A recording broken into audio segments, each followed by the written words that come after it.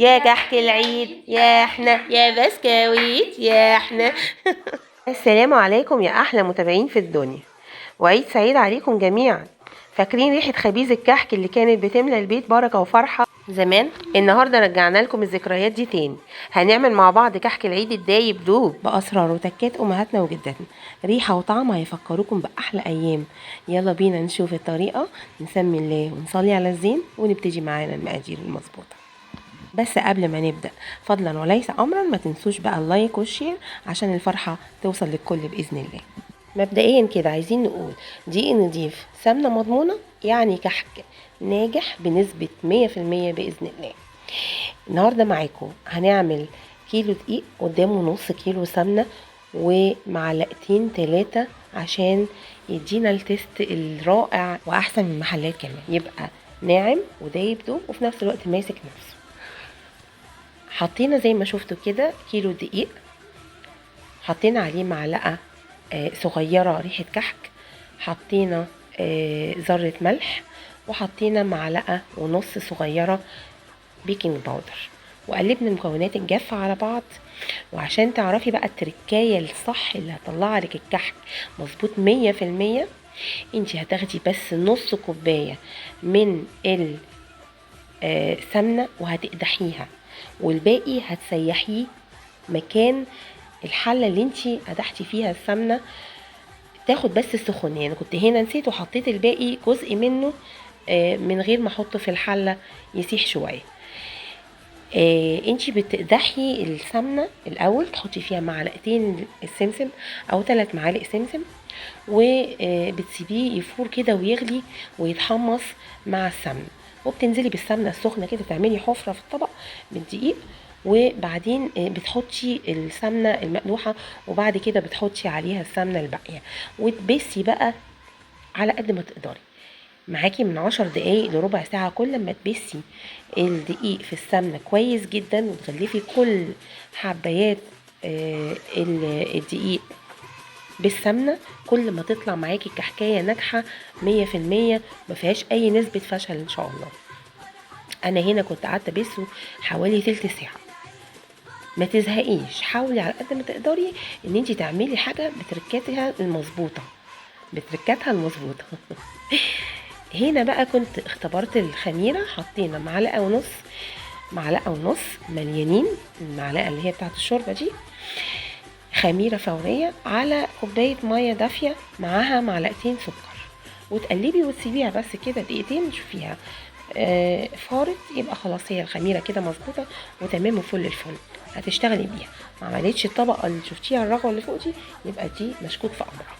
هنا كنا بسينا ونزلنا بكوباية المية اللي متدوب عليها السكر والخميرة، وعجنا بالراحة. احنا مش بنعجن جامد، احنا بنلم العجينة وبنخلي المية تمتزج بيها بالراحة، يعني مش عجن.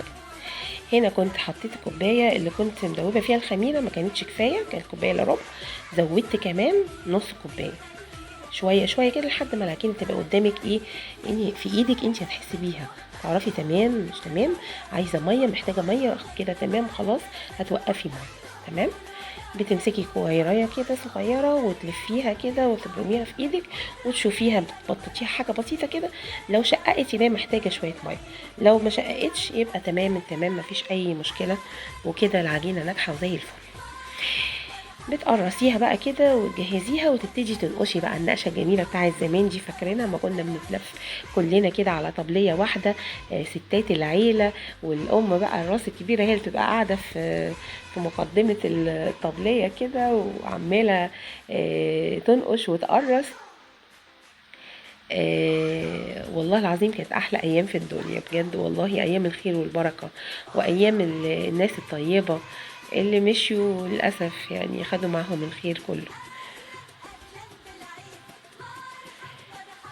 واللي لسه منهم لسه موجود ربنا يديه الصحة ويبارك في عمره ويحفظ لكم حبايبكم كلكم يا جماعة أجمعين يا رب، اللهم آمين. هنا ليدي كانت بتنقش معايا ونقشتها جميلة جدا جدا ما شاء الله، تسلم ايدك يا لولا. حبينا بقى نعمل فكرة كحكاية كده بشكل ورقة شجر كده تحفة.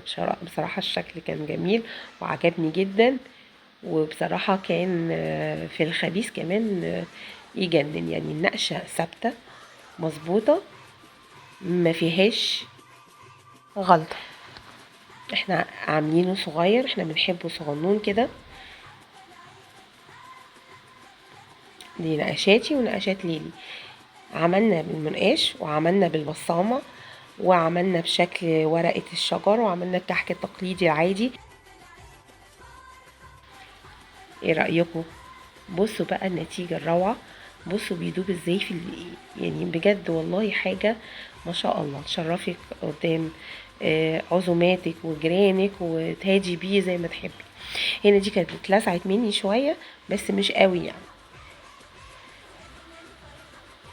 وبترصي بقى كده ورشي السكر بتاعك يا ست الكل بألف هنا وشفا.